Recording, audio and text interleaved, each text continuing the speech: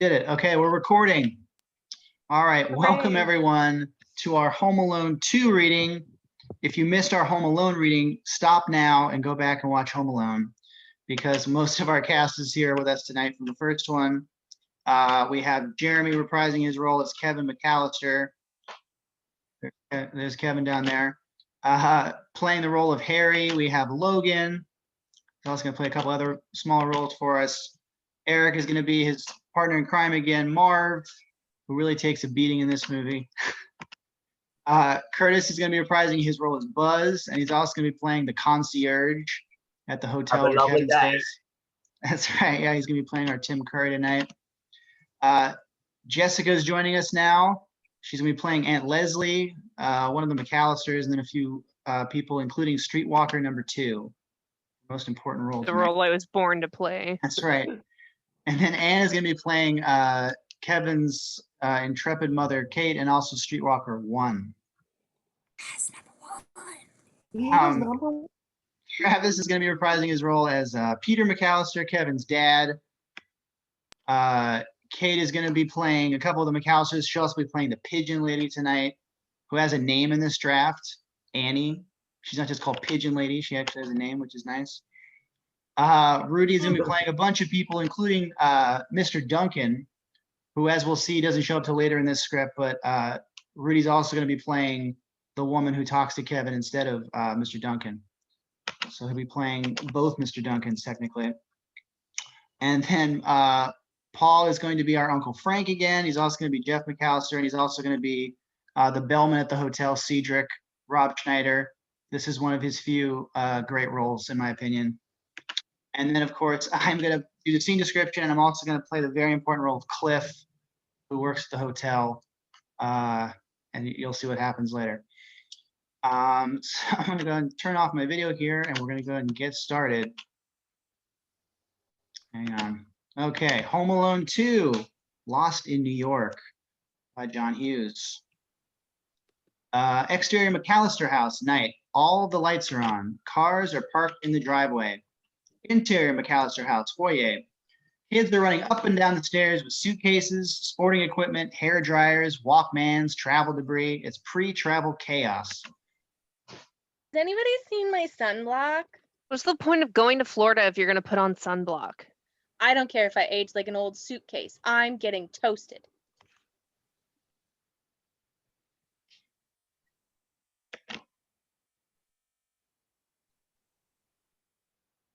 Hang on. Go. So you'll be a scag with a slightly darker shade of skin. Jeff's jealous because he doesn't tan. His freckles just connect. Interior family room. Uncle Frank is sitting on the sofa with his feet up on the coffee table. He's zipping through the cable stations. Fuller is sitting next to him drinking a Coke. Go easy on the fluids, pal. The rubber sheets are packed. Interior master bedroom. Kate's packing a suitcase. Kevin's on the bed watching TV. He's dressed in gray slacks and a white shirt. He has a recording Walkman. He's recording and playing it back. Honey, do you have all your stuff packed? Kevin puts the Walkman to his mouth and whispers into it. Kate walks into the bathroom. Kevin rewinds and plays it back. Yes. All the stuff I put out for you? Kevin whispers into the Walkman again, rewinds and plays it back. Not the pants and the little idiot guys sewed all over them. Kate comes out of the bathroom with her toiletries. They aren't little idiot guys. They're little golfers, and those pants are for you to play golf in. Nobody my age goes to Florida to play golf. Did you see what Grandma Ellie sent you for the trip? Let me guess. Donald Duck slippers? Kate holds up a 6-inch square plastic package. It's an inflatable clown to play with in the pool. Kevin rolls his eyes and turns back to the TV. Close-up TV. It's a game show. A smarmy host is saying farewell. Thank you for joining us. We'll see you tomorrow on New Celebrity Ding Dang Dong. Bye-bye. A card featuring a photograph of a New York hotel comes on. It's a big old tower. Guests of the New Celebrity Ding Dang Dong stay at the world-renowned Kensington Towers Hotel, New York's most exciting hotel experience. For reservations at the Kensington Towers or any of our other fine American star hotels worldwide, call 1-800-SANDMAN. Interior master bedroom. Peter walks into the room with the Mcallister Christmas bell ornament. He rings it for Kate. Phone the Christmas bell. Are you packed? Kevin rewinds his tape. Yes. Are you getting a cold? No. Kate comes out of the bathroom. Peter hands her the bell. It was in with the Easter decorations. Figures. Kate gives the bell a ring and puts it in the suitcase. How can we have Christmas in Florida? There's no snow. It won't seem like Christmas at all. Christmas isn't about snow. You better go get your tie on. My tie's in my room and I can't go in there. Uncle Frank's taking a shower in the kids' bathroom. He said if I walked in and saw him naked, I grow up never feeling like a real man. Whatever that means. Kate gives Peter a dirty look. I'm sure he was kidding. Just run in and get your tie. It's okay. And don't look at anything. Does Uncle Frank have a lot of muscles nobody knows about? Just in his head, honey. Go. Interior house, upstairs hallway. Sandra and Megan drag their suitcases out of Megan's room. Kevin comes out of the master bedroom. Dad said we have to get our suitcases down by the door before we go to the Christmas pageant. Are you my new mother? Remember what happened last year? No, actually, I don't. Aliens erased my memory. You mean your brain? Burn. Kevin points the tape recorder at the girls and presses the play button. A tape recorded belch.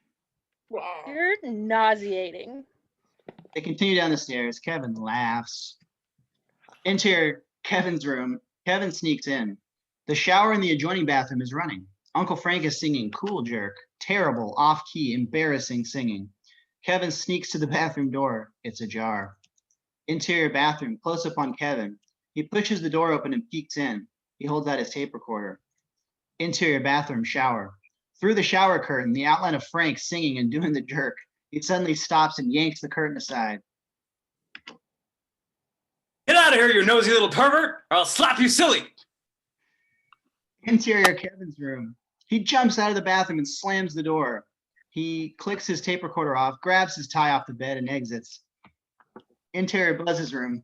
Buzz is standing at the closet, tying his necktie. He's wearing a gray slacks and a blue blazer. Rod's lying on the bed. Jeff's combing his hair in the mirror. How come you have to sing in a grade school kiddie program? I'm in church choir. The school bar doesn't sing the low parts the twerps can't sing because their nuts haven't dropped yet. You were in a church choir? I have a beautiful voice.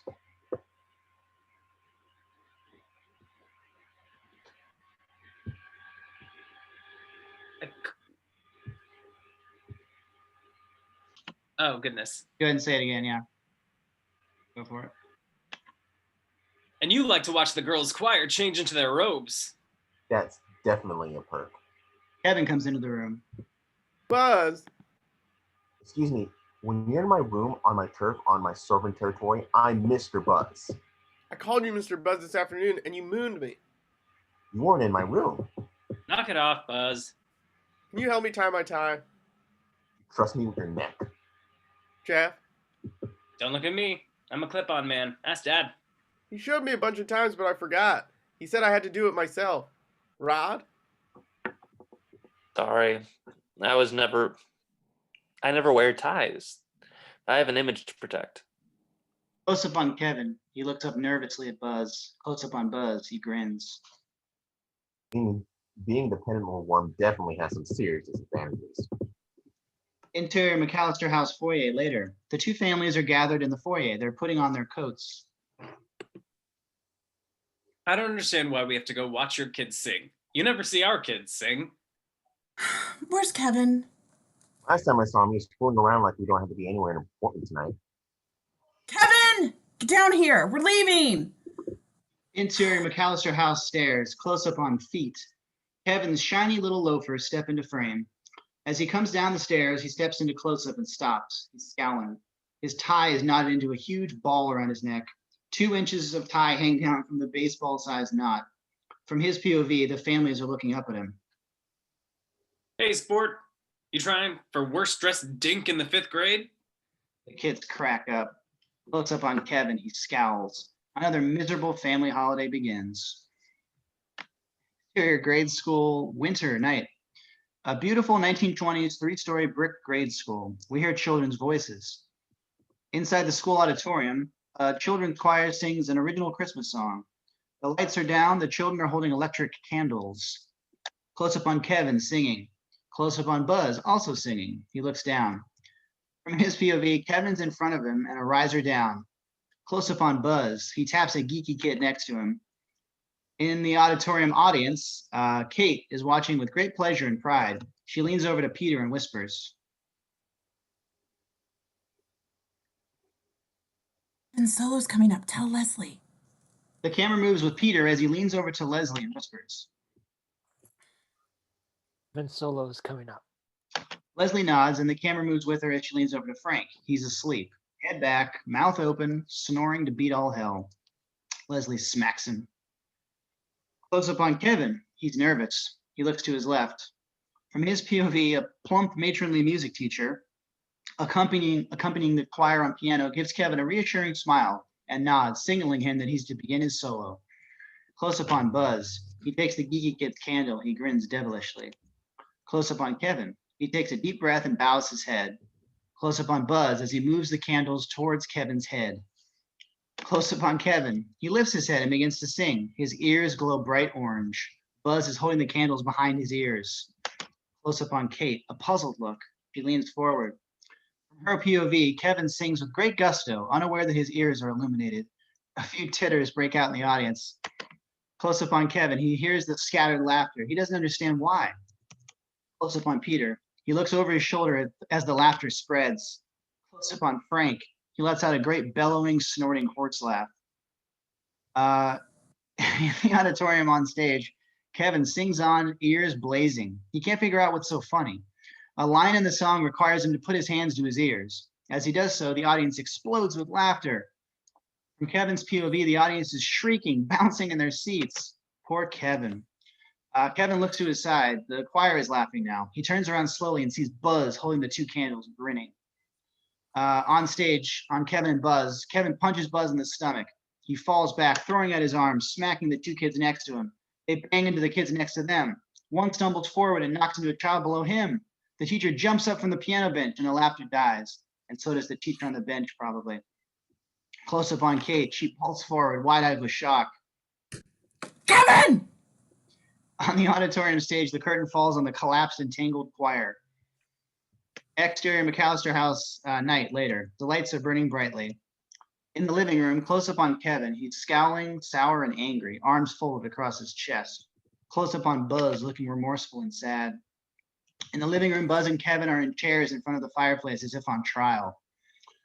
Peter, Kate, Lenny, Megan, Jeff, Rod, Sandra, Tracy, Brooke, Fuller, Uncle Frank, and Aunt Leslie are gathered on the sofa, love seat, chairs, and floor. All eyes are on Buzz and Kevin.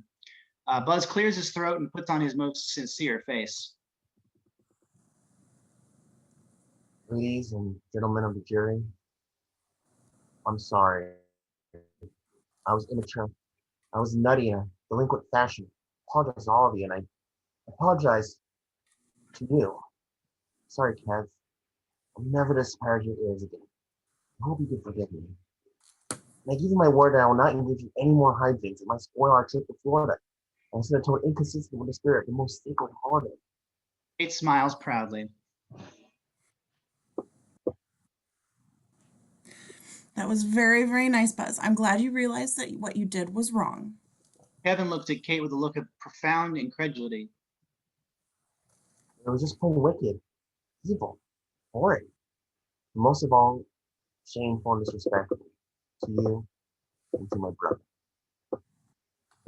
Kevin, what did you have to say?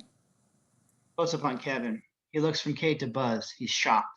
From his POV, Buzz turns to him. He blocks his face from the others by casually stroking his nose. He curls his lips back and rattles his retainer at Kevin in a deliberate repudiation of his apology. You damn little trouser. He immediately turns back to the family with a sorrowful expression. Close up on Kevin as he holds his temper and looks to his family. From his POV, a moving camera pans the expectant faces of the assembled family members, ending on Fuller heartily drinking a Coke. Close up on Kevin, a long beat, and he speaks. I'm not sorry. I did what I did because Buzz humiliated me, and since he gets away with everything, I let him have it, and since you're also stupid to believe his lies, I don't care if your idiotic Florida trip gets wrecked or not. Who wants to spend Christmas in a tropical climate anyways? In the living room, Kevin stands up and starts for the door. Kevin! If you walk out here, you'll sleep on the 3rd floor. Yeah, with me. So what else is new?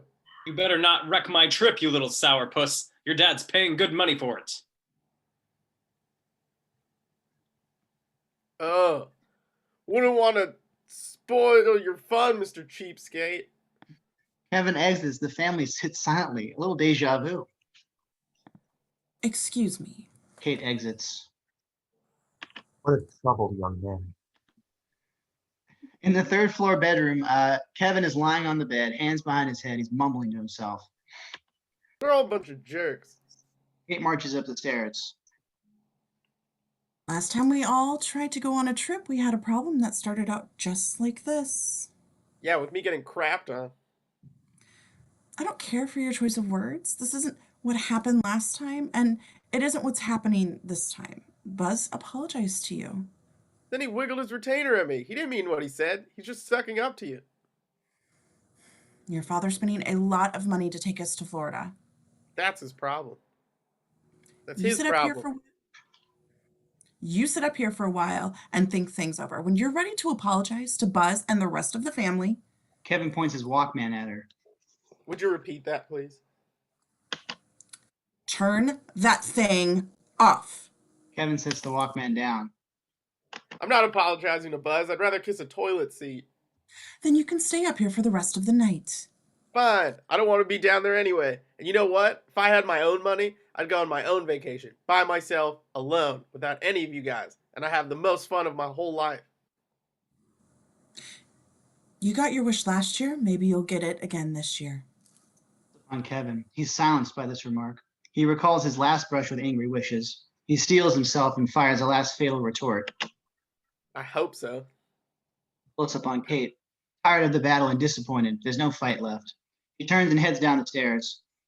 Close up on Kevin. He lifts off the bed to watch Kate go down the stairs. He thinks for a moment and lies back on the bed. He picks up his Walkman. He turns it off.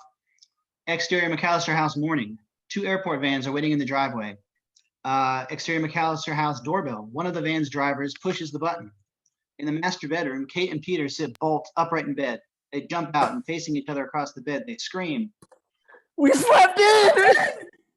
In the house on the front stairs, family members race up and down, dressing, shouting, lugging suitcases. It's domestic hysteria. Exterior Mcallister House later, the front door opens and the families stream out. Okay, our McAllisters in the front van, the other McAllisters in the back van. Kate has a nylon travel bag slung over her shoulder. Money, credit cards, itinerary, Lenny's eye drops, sunglasses. Tickets. Frank exits. I know I shouldn't complain about a free trip, but geez, you people give the worst god-darn wake-up calls. Frank, do you have the tickets? Leslie's in charge of tickets. I'm in charge of motel reservations. He exits the porch. Leslie rushes out of the house waving the tickets. Got him, Kate. Well, why is it that every time we go on a trip, we leave in a state of confusion? Maybe it's because we never go on a trip with less than 14 people. Exterior house, Leslie scoots the last of her kids into the second van. Kate and Peter rush past. How many do you have, Les? 7. 7. And we are how many? 14. Peter and Kate rush to the van. In the first van, Kate and Peter slide into the seat behind the driver. Their kids are behind them. 7, 8, 9, 10, 11, 13. Ooh, where's Kevin? In the van, on the front passenger seat from behind, Kevin peeks around from the front bucket seat. He's still grumpy. 14. And this time I'll carry my own ticket just in case you guys try and ditch me. Close up on Kate. She breathes a sigh of relief. Outside the Mcallister house, the vans pull out.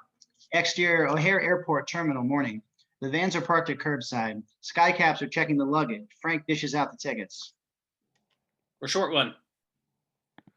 Don't you lose that ticket. I need batteries. I don't have any batteries. Kevin reaches into the travel bag Kate has over her shoulder. Not right now, Kevin. What gate should we go to? E15. Kate slips the travel bag off her shoulder. She sets it on the stack of luggage. Kevin swipes it. That's all the way at the end?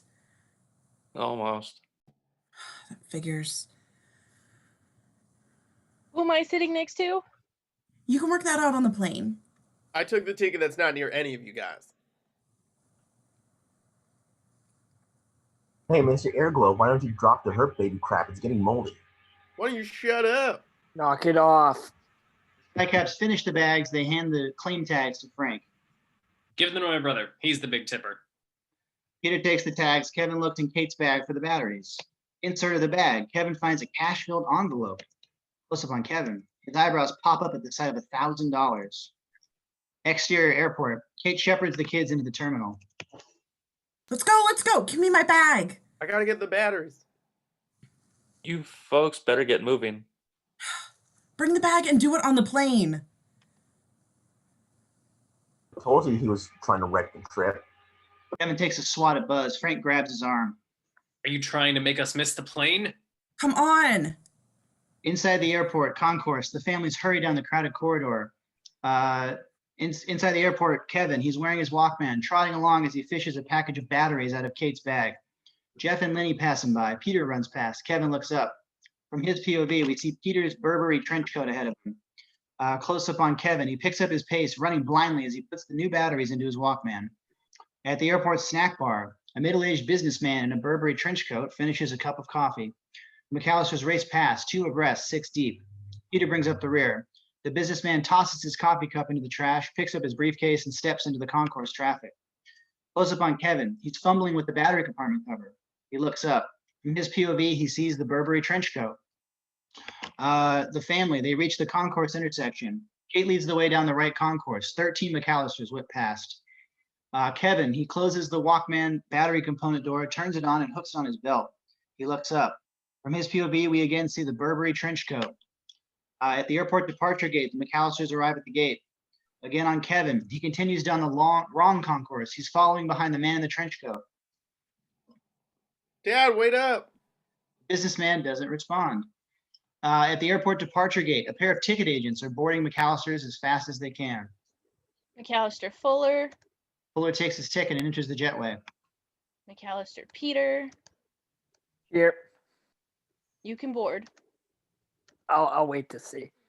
We're holding the plane, sir. Mcallister Kate. If you please board the aircraft. You'll make sure everyone gets on. Everyone who has a ticket will get on. Kate and Peter board. Mcallister Francis. Frank steps forward. I go by Frank. Keep moving. Interior jetway. Mcallisters charge down the jetway. Interior airport, New York departure gate. The man with the trench coat boards the plane as Kevin arrives at the gate. Last call for flight 701 to New York's LaGuardia Airport. Kevin runs to the gate with his ticket and hands it to the agent boarding passengers. Are you traveling alone? I was fooling around with my batteries and I got behind my family. My dad just got on. The agent hands back the unused portion of Kevin's ticket to him. Don't lose that. Nope. He rushes into the jetway. The ticket agent closes the jetway door. At the Orlando departure gate, the ticket agents close the door and gather up the tickets. Inside the airplane, Kevin settles into his seat, adjusts his Walkman, and lays his head back on the seat. A beat, and he peeks down the aisle. From his POV, we see seats. Close up on Kevin, a moment of concern. Exterior O'Hare Airport, a 727 taxis into the line for takeoff. Exterior airport gate, another 727 pulls away from the gate. Exterior runway, the first 727 takes off. Interior airplane on Peter and Kate, settled in, exhausted. They're in first class. Maybe we should just try going on a vacation by ourselves, just you and me. And miss all the fun. I don't know what would we do with ourselves if we weren't separating, fighting kids, and looking for lost luggage and tickets and running for planes. Could be a little bit too relaxing for us. I am really disappointed in Kevin. He did the exact same thing he did a year ago. At least we didn't leave him home this time. Exterior second airplane, flying. Interior airplane, Kevin's eating breakfast. He's seated next to an attractive college girl. Where's the French guy? Wait, an attractive college girl upgrade. Are you flying by yourself? Kevin stares at her. He doesn't understand. I mean, are you with somebody? Your parents? Yeah. When I was little, I used to fly by myself. You were a pilot? No, my parents were divorced. My dad would put me on the plane in New York and send me to my mother in Portland, Oregon. Oh, was it scary? One time it was. We had to make an emergency landing in Denver and we switched planes and I got lost. For how long? Overnight, Where'd you sleep? in a phone booth. The cops didn't help you? Is I avoided them. I was afraid they'd put me in a detention center or a foster home. that true? They do it with runaways. They have to put them somewhere. So whatever you do, don't get lost. She puts on her Walkman. New York can be pretty tough when you're on your own. Insert on the girl's Walkman. She presses the play button. Interior airplane. Kevin thinks about what the college girl just said. I'm going to Florida. It's not dangerous there. The college girl lifts her Walkman headphones. What? Florida's real nice. Yeah. Have you ever been there? No. You should go sometime. It's great, especially in the winter. He lies back and returns to her music. Kevin thinks for a moment. He doesn't understand what she meant. Exterior airplane. Banks. As it banks and slides across the frame. Exterior New York City skyline from LaGuardia. A 727 comes in over the camera and lands. Interior LaGuardia gate. Kevin's flight is disembarking. Close up on Kevin. Kevin's watching the passengers exit the jetway. From his POV, the last couple of people exit, then the flight crew. At the LaGuardia gate, close up on Kevin. He looks puzzled. Where the heck are they? Interior LaGuardia concourse. Kevin wanders down the concourse, searching the crowd for his family. Interior men's room. Kevin wanders in. He bends down and looks at the feet in the stalls. He walks to the stalls. He knocks. Dad? Get lost.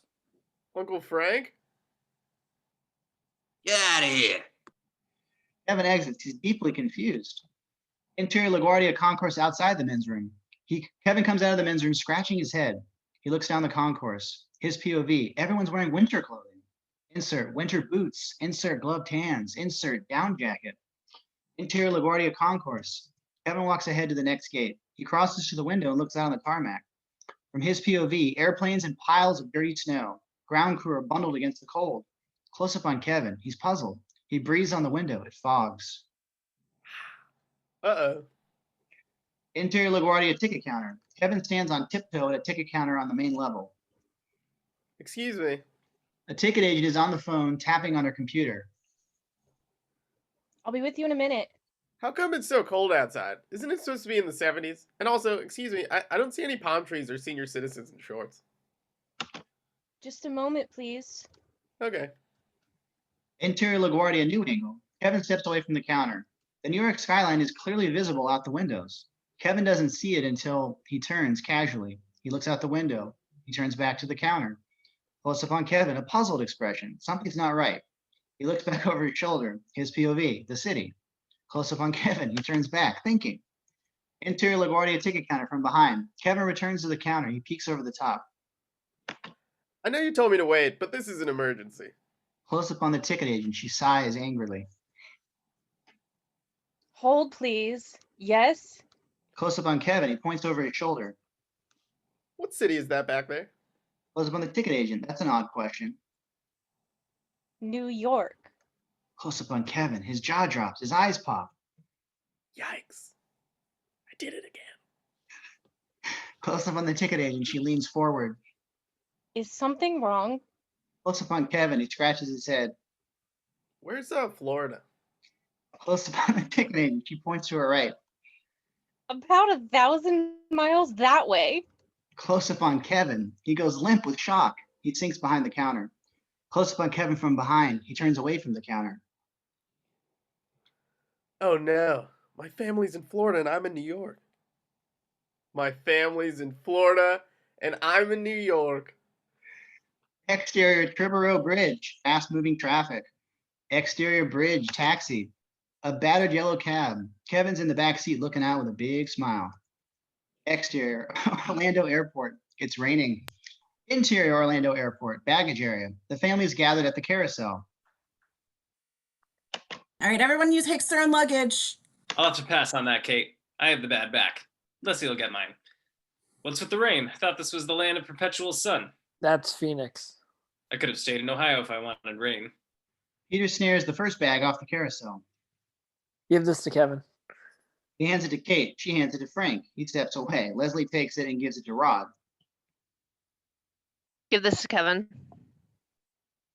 Give this to Kevin. The bag passes down the line of kids to Brooke. Give this to Kevin. Fuller Here takes you the go, bag. Kevin. He turns to nothing. His POV, an elderly couple. Close up on Fuller, puzzled. He leans to look beyond the elderly couple. Close up on Brooke. Fuller turns behind her. He taps her on the shoulder. Kevin's not here. Brooke takes the bag and hands it back to Sandra. Kevin's not here. Other bags are coming down the line. Sandra takes her bag and hands Kevin's bag to Lenny. Kevin's not here. Give this to Fuller. Kevin's bag returns up the line to Leslie. Kate hands her a bag. Give this to Buzz. Leslie hands Kevin's bag to Kate. Give this to Peter. Kevin's not here. Give this to Buzz. Kevin's not here. Peter takes the bag. He looks at it. He looks up at Kate. What? Close up on Kate. She turns to Leslie and screams. Kevin! Exterior Empire State Building. Severe up angle. Reverse. Down on Kevin. Hands on his hips. Looking up with a big grin. Cool. He heads into the building.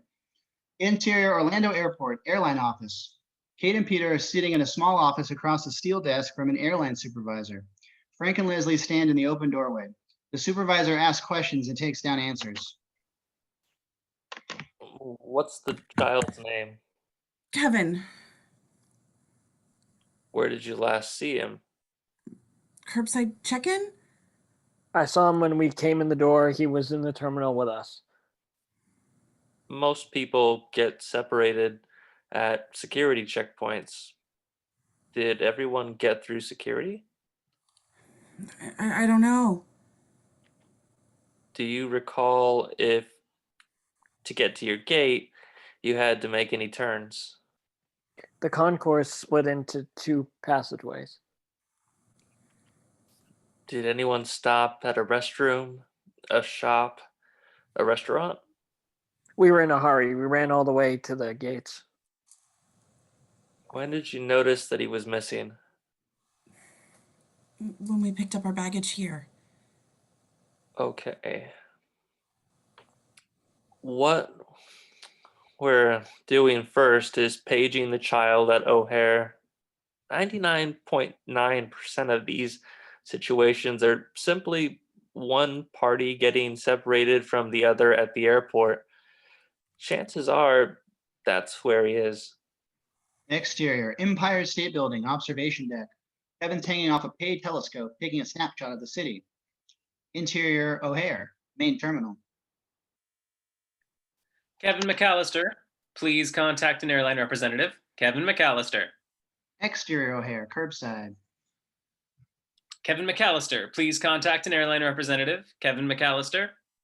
Interior O'Hare. Baggage area. Half a dozen airline reps with radios search the baggage area. The PA announcement continues.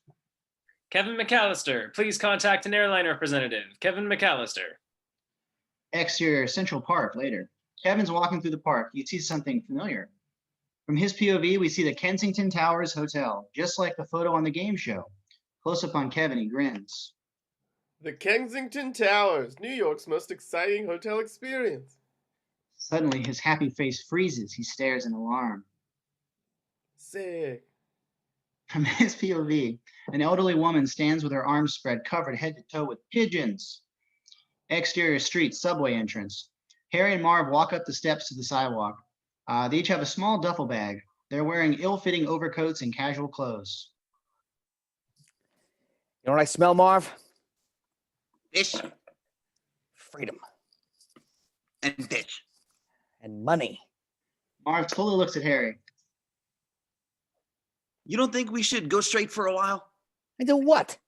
You doctors? Everything's fine, Marv. There's nothing wrong with what we were doing before. Except we spent 9 months in the clink. Shut up. We ain't gonna get caught again because we ain't gonna deal with no more kids. Exterior street. Kevin runs out of the park, looking back to make sure the pigeon lady isn't following him. He heads up 59th Street heading west. Exterior intersection. Harry and Marv stop at the corner. Exterior intersection across the street. Kevin stops at the corner and waits on the light. Afternoon traffic is heavy. It's gridlocked. Close up on the light, the walk light goes on. On the corner, Kevin follows the crowd into the street. Pedestrian traffic weaves through the vehicles jamming the intersection. Horns are blaring. On the street, Harry and Marv cross the street. Close up on Kevin as he hurries through traffic, weaving through the people. Close up on Marv, he steps around. Close up on Kevin, he brushes against Marv. Close up on Marv, a puzzled look. He takes a look over his shoulder. From his POV, moving away, we see the briefest glimpse of Kevin's head in the crowd. On the street, Harry and Marv turns back. What's the matter? Thought I saw something. What? Nothing. He takes another look back, close up on a woman, a fashion model type. She stops as pedestrians bottle up at the curb. Marv, still looking over his shoulder, rams her from behind. Close up on Marv, he rears back with an apologetic smile. Close up on woman. She glares at him. Exterior intersection, opposite corner. Kevin jumps the curb and continues down the sidewalk, never having seen Harry and Marv. Exterior, Orlando Airport. The rain is coming down in sheets. Inside the Orlando Airport, at the airline office, close up on Kate. She's turned in her seat, looking back to the office doorway. 3 Orlando cops stand in the doorway. Miss Mcallister, Sergeant Bennett, Orlando Police. We're involved in the situation now. In the office, Kate and Peter. The sight of the officers frightens them. Exterior, Kensington Towers Hotel. Kevin walks into the hotel. Interior hotel, front door. Kevin comes through the revolving door. He looks around the massive lobby. This is great. From his POV, we see a grand old hotel lobby with a gilded ceiling, marble columns, and potted palms. In the lobby, Kevin rewinds his Walkman. Reservations at the Kensington Towers or any of the other fine American star hotels worldwide, call 1-800-SANDMAN. Kevin clicks the Walkman off. He smiles. I'll do just that. In the hotel lobby, alcove at a phone booth, Kevin's standing on a stack of phone books in the booth. He's dialing the 800 number. In the alcove at another phone booth, a young businesswoman in the phone booth across from Kevin is watching him. From her POV, Kevin is standing on the phone book, standing on his tiptoes. He senses he's being watched. He looks across to the woman. You know, in the bathrooms, they have little toilets for kids. I guess the people who make phone booths don't care as much about kids as the people who make toilets. Excuse me. He closes the door. Close up on the woman as she stares at Kevin. Close up on Kevin. He gives the woman a smile. His call is answered. He clears his throat and puts on a deep voice. Howdy do. This is Peter Mcallister, the father. I'd like to have a hotel room, please. Close up on the reservation operator. A clean-cut young male operator is on the other end.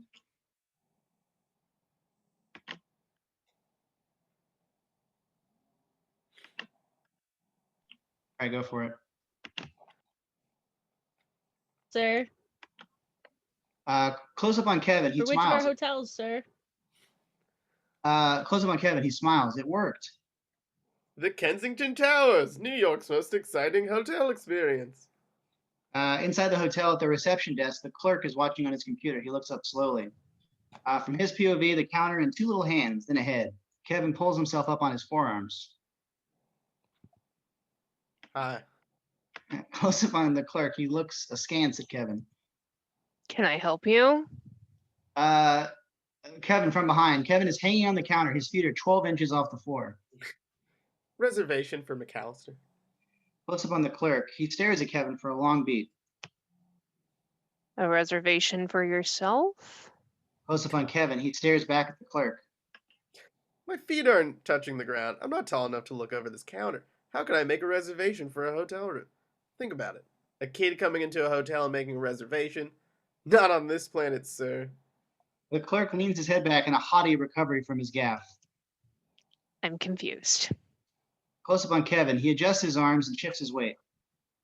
I'm traveling with my dad. He's on business. He's at a meeting. I hate meetings. Plus, I'm not allowed to go in.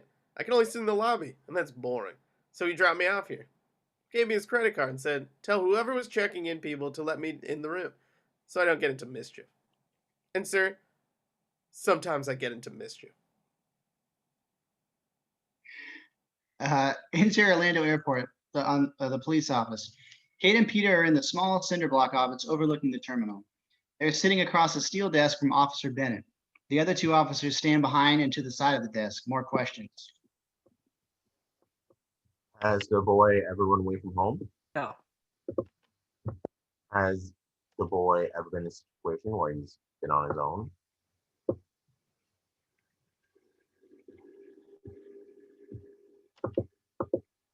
All right. Go for it. As a matter of fact, this happened to us before. It's becoming a Mcallister family travel tradition. Funnily enough, we never lose our luggage. Kate and Peter lose their humor when they realize that the remarks are falling on dead and unappreciative ears. He was left home by accident last year. You have a recent photo of the boy? Yes, Thanks for a in moment. my bag. I don't have my bag. I don't have it. Kevin had it at the airport. He was looking for batteries. He has my wallet. Did you have credit cards in the wallet? Credit cards, money. I want to notify the credit card companies immediately. Their son has the cards, we get a location on him when and if he uses them. I don't even think Kevin knows how to use a credit card. Close up on a credit card imprint machine. Close up on the credit card. An American Express card that reads Peter J. Mcallister. A ticket is laid over it and imprinted. Interior hotel reception desk. The clerk hands the card back to Kevin. He's still hanging on the counter. Wow, it worked. Front, please. Enjoy your stay with us, and don't forget to remind your dad when he arrives that he has to come down and sign a couple of things. My pleasure. You've been most helpful. Interior hotel and the concierge.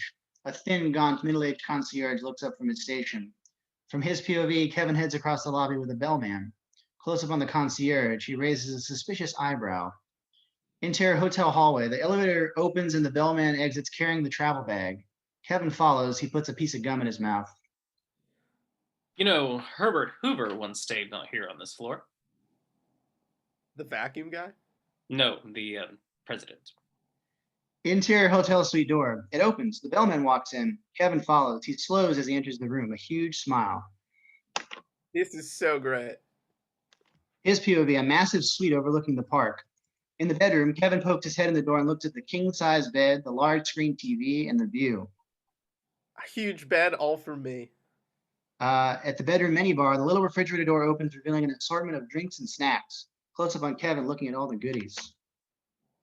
How convenient. In the bathroom, an enormous bathroom with a 4-person whirlpool tub, separate shower, and a TV. Kevin sticks his head in.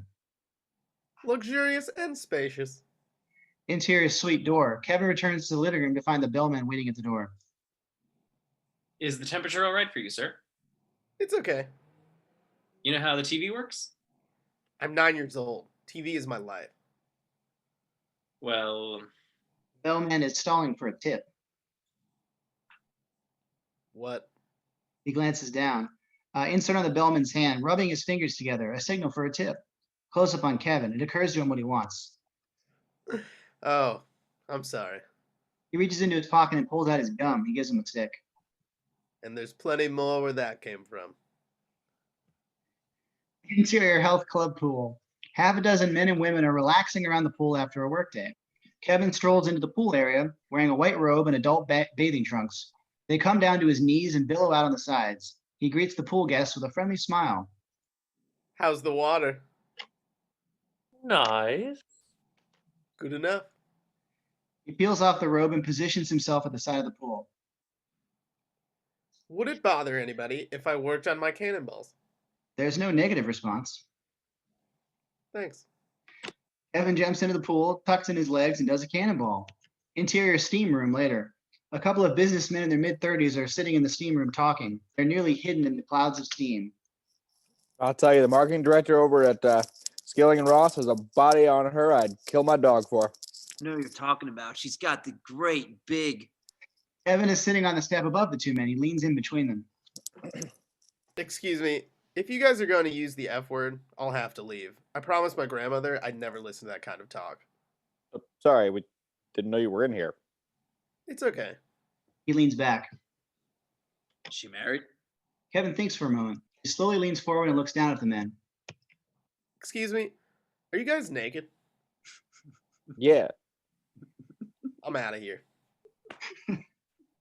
Interior Orlando Airport, police office. Kate and Peter are sitting in the office. They're tired and weary. Officer Bennett comes in. Peter and Kate straighten up.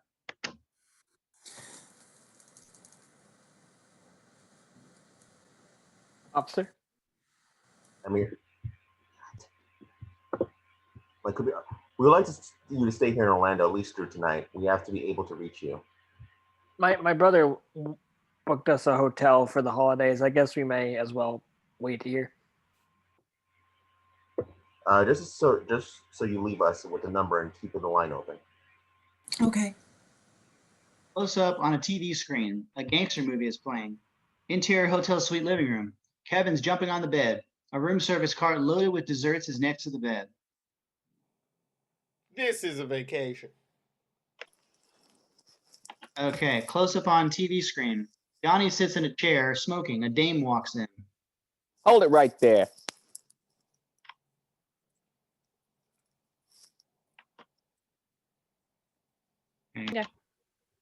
It's me, Johnny.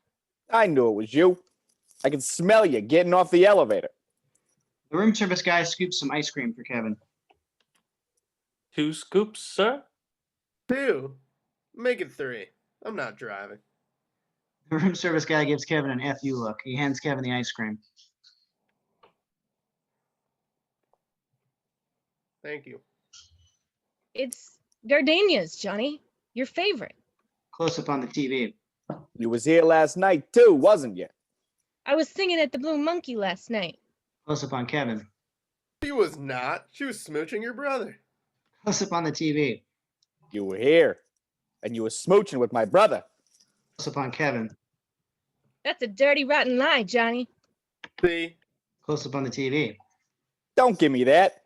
You've been smooching with everybody. Snuffy, Al, Leo, Little Mo with the gimpy leg, Cheeks, Phony Bob, Cliff. Close up on Kevin. The room service guy leaves as Kevin continues to watch the movie with his ice cream. I could go on forever, baby. You got me all wrong. All right. Close up TV. I believe you. Johnny leans down and picks up a Tommy gun. But my Tommy gun don't. Johnny, you're the only duck in my pond. Get down on your knees and tell me you love me. Close up on Kevin. He continues to watch, fascinated. Baby, I'm over the moon for you. Close up TV. You gotta do better than that. If my love was an ocean, I'd have to take 2 airplanes to get across it. Maybe I'm off my hinges, but I believe you. Close up on Kevin. The dame gasps with relief. Kevin downs more ice cream. That's why I'm gonna let you go. Close up on the TV. I'm gonna give you to the count of 3 to get your lousy, lying, low-down, 4-flushing carcass out my door. Close up on Kevin. He's rap bait. Close up on the TV. 1, The dame gets up with a gasp. 2. The dame backs up, panicked. Johnny starts firing and laughing maniacally. Close up on Kevin. He covers his ears as we continue to hear Johnny firing and laughing. On the TV, Johnny continues to murder his dame mercilessly. Kevin looks back at the TV above his fingers. 3. On the TV, Merry Christmas, you filthy animal. he fires some more. And a Happy New Year. One more bullet. Close up on Kevin. He covers his eyes again. Exterior Orlando, resort complex, airport van. The Mcallisters look out from a jammed airport van. The camera pans weary, disappointed faces. From their POV, a dreary roadside motel that's long past its prime.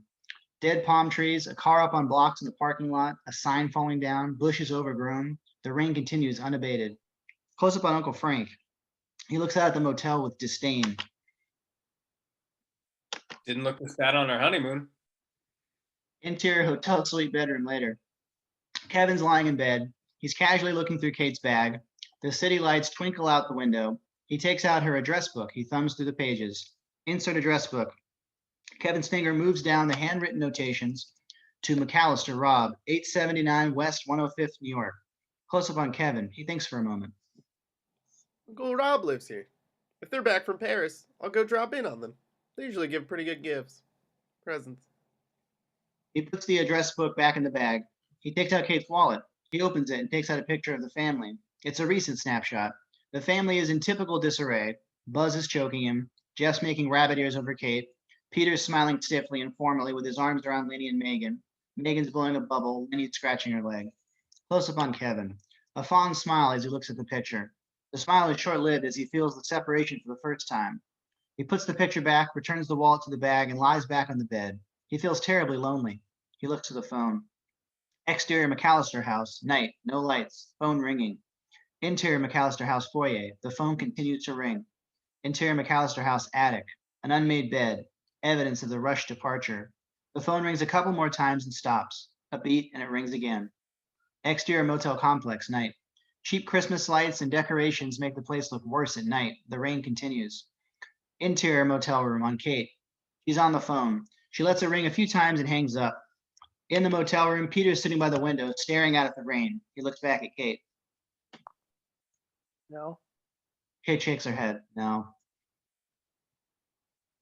I just thought maybe he might be at home. We'll just have to keep waiting. Do you think he's okay? Peter turns from the window. He nods unconvincingly. Interior hotel hallway. The elevator door opens and the concierge steps out. He stops a roommate and speaks to her, unheard for a moment. She points to the end of the hall. Another exchange and she surrenders her keys. Interior suite, the bedroom. There's a sharp knock on the door. Kevin quickly turns off the lights and runs into the bathroom. There's another knock, followed a moment later by the room bell. Interior bathroom shower stall, close up on the shower nozzle. Kevin turns it on full, maximum hot.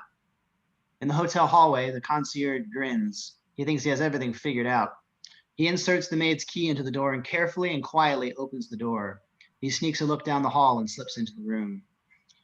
In the suite, the living room, the concierge sneaks across the living room to the bedroom and pushes open the door. He peeks in. From his POV, we see the bathroom door is ajar. The light is on. The shower is going. Interior bathroom, on the door. The concierge pushes the door open slowly and sticks his head in. From his POV, dimly reflected in the fogged mirror is the pebbled glass shower stall and the shape of the inflatable clown. We hear Uncle Frank singing Cool Jerk. In the bathroom, close up on the counter, on Kevin's Walkman, close up on the concierge, a look of concern. Get out of here, you nosy little pervert, or I'll slap you silly. Interior suite living room. The bedroom door flies open and the concierge scrambles out. He slams into a wing chair and cracks his knee. He hobbles out of the suite. Interior motel room. Buzz is sitting on the end of the bed in the dark, facing a window. Interior room on the bed. Jeff wakes up. He sits up on an elbow.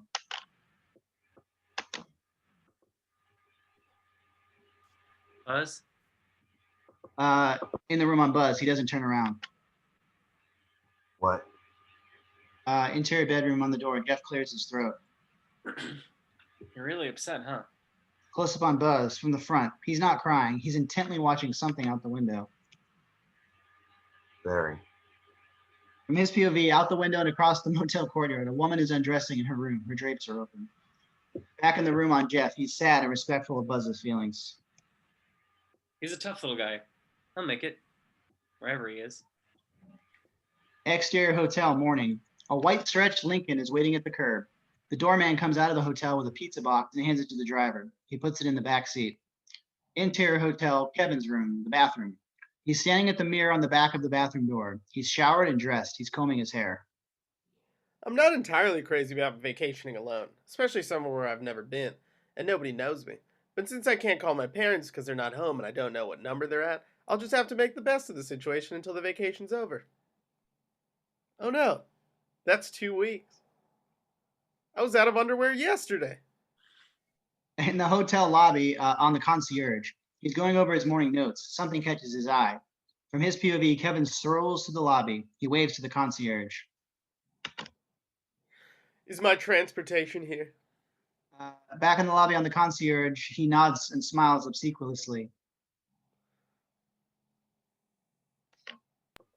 Out in the front, sir. A limousine and a pizza.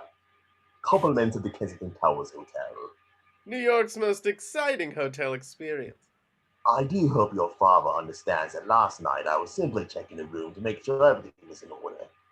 He was pretty mad. He said he didn't come all the way to New York to get his naked rear end spied on. Of course not. Will he be down soon? He already left.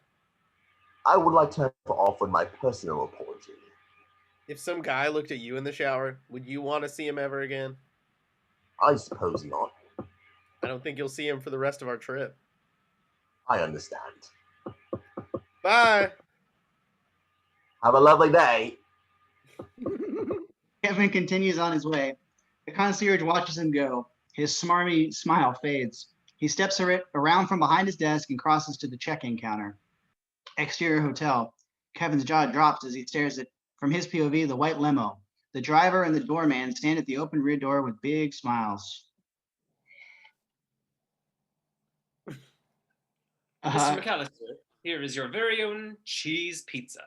Close up on Kevin, his amazement turns to delight. Buzz, if you could see me now. Interior hotel office. The concierge flips through the room records, finding insert file, Mcallister, Peter J. The concierge opens the file and removes the credit card slip. Insert on the credit card machine. The concierge punches in Peter's credit card number. Exterior Central Park. The white limo moves through the park. Interior limo. The radio's on, cartoons are on the TV. Kevin's peeling pepperoni slices off his pizza. He doesn't know what to do with them. He glances up to the sunroof. Insert window controls. Kevin presses the sunroof button. Exterior park, limo sunroof. The sunroof opens. Kevin whips the pepperoni slices out. Exterior jogging path. A man is jogging with his Alsatian. The dog suddenly reverses directions. He jerks the man off his feet and drags him down the block. Exterior street on the curb. The dog gobbles the pepperoni slices that had landed alongside the curb. Interior office, close up on the concierge. He watches the machine anxiously. An evil grin grows. Insert on the credit card machine, it reads, stolen. Interior subway tunnel, a train screams past. Interior subway car. Harry and Marv are sitting in the empty car. We gotta face facts. We don't have the equipment to pull off anything big. We're talking banks, jewelry stores. Art museums? Right. We don't want goods because we don't have the connections here to fence anything. So we need cash and we need it now. How about hotels? Tourists carry cash. No guarantees. I got a better idea. Stores ain't gonna make bank deposits on Christmas. Right. Stores are gonna have the most cash on hand, the ones that are gonna trade in moderate priced goods. Right. What store do you think is gonna have the most cash business at Christmas time and nobody's gonna think to rob? Candy stores? 9-year-olds rob candy stores, Marv. He hands a piece of newsprint torn from the evening paper to Marv. This is what I had in mind. Close up on the paper. It's an ad for a grand toy emporium, Duncan's Toy Chest. Close up on Marv. He looks up with a grin. Brilliant, Harry. Close up on Harry. He's delighted with himself. There's nobody dumb enough to knock off a toy store on Christmas Eve. Close up on Marv. He agrees with an enthusiastic nod and a broad grin. Oh, yes, there is. He points to Harry and to himself. Exterior Bloomingdale's. Kevin comes out the door with a bag. He steps to the curb and snaps his fingers. A beep and the limo pulls up. The driver gets out. He runs around to Kevin's door. Exterior Bloomingdale's on Kevin and the driver. The driver opens the door. He takes the package from Kevin. Be careful with that. Yes, sir. Don't let anybody look in it. Yes, sir. Kevin leans in close. It's underpants. I understand. The driver tucks the package under his arm. Where would you like to go now? Know any good toy stores? I sure do. Kevin hops in the limo. Exterior Duncan's Toy Chest, the world's largest and grandest toy store. An old cast iron building, painted in bright colors, lights all over, elaborate window displays, 7 floors of toys. A huge mechanical toy chest above the main entrance opens and closes. Animated toys rise as the chest opens. Close up on Kevin. He's standing outside the toy store with a huge grin on his face. Merry Christmas, Kevin. Interior Duncan's Toy Chest. Kevin walks in. Toys everywhere. Radio-controlled planes circling the ceiling. Trains running around the walls. Tanks filled with boats. Demonstration toys. Play areas. A popcorn machine. A soda fountain. Close up on Kevin. He watches the airplanes circle overhead. This is the greatest accident of my life. Interior Duncan's Toy Chest on Kevin. Kevin bounces into frame and drops out. Bounces in, drops out. He's wearing a helmet and brandishing a pair of pistols. Wide on Kevin bouncing on a trampoline. Kevin holds a rifle in the shape of an arm with a clenched fist on the end. He takes aim and fires the rubber fist at camera. On the second floor, the playhouse displays tree forts, tents, playground sets, bikes, outdoor toys. The front doors of 2 playhouses open and Harry and Marv crawl out. Nice house, but no bathroom. Everybody leaves for a nice holiday off. We don't come out of our little houses and empty the cash registers. Turn off the burglar alarm and walk out like we own the joint. Yeah. Close up on the checkout counter. A boxed pair of dart pistols, a flying fist rifle, and a bottle of Monster Sap super slippery bath bubbles. Inside the store at the checkout counter, a middle-aged woman is checking the items out. Mr. Duncan comes later. Don't even worry about it. Haha, Merry Christmas. Are you shopping alone? In New York, ma'am. I'm afraid of my own shadow. I like to check. It's very responsible of you. Thank you. My pleasure. The woman totals the purchases. $51.75. Kevin takes out Kate's cash envelope. The woman tries to see how much he's carrying. He discreetly turns away from her and takes out 3 20s. Where did you get all that money? I have a lot of grandmothers. The woman bags Kevin's goods. You have a really nice store here. One of the finer toy dealerships I've visited in my life. Mr. Duncan's a wonderful man. Did you visit Santa? I'm 11 years old. Sorry. It's okay. I have a young face. I mentioned it because if you'd seen Santa, you would have seen Mr. Duncan. He's the supervising elf up in our Santa's workshop. The guy who owns the place is doing elf work? Every Christmas Eve, he loves kids. You'd have to work as an elf. As a matter of fact, all the money the store takes in today, Mr. Duncan donates to the Children's Hospital the day after Christmas. We total up all the money in the cash registers, and Mr. Duncan takes it down to the hospital. That's very generous of him.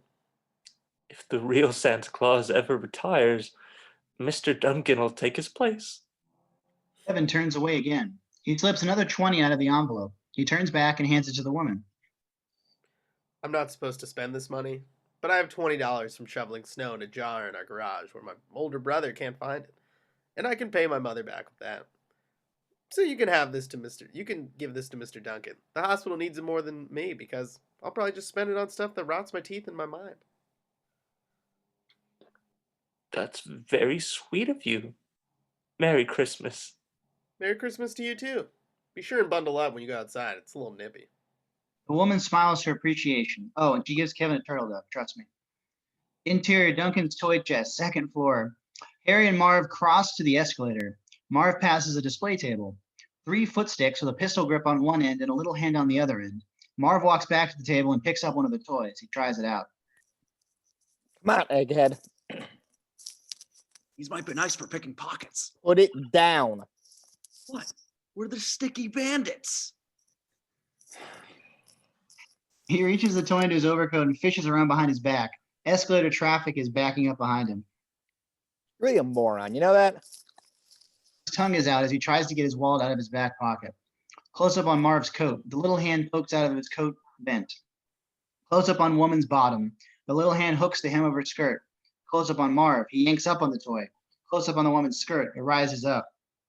Close up on the woman, the fashion model type we saw earlier. She gasps and turns. She rips the toy out of Marv's hands. Close up on Marv as he whips around. Close up on the woman. She recognizes Marv. She raises the toy, holding it like a spear. Close up on Marv. Shock. The woman smashes the little hand against his forehead. Exterior Duncan's toy chest. Kevin exits with a large toy bag. Interior Duncan's toy chest on the 1st floor. Harry and Marv hurry through the store on their way out. You had to mess around, didn't you? In this day and age, you can't go around goosing strings with toy claws.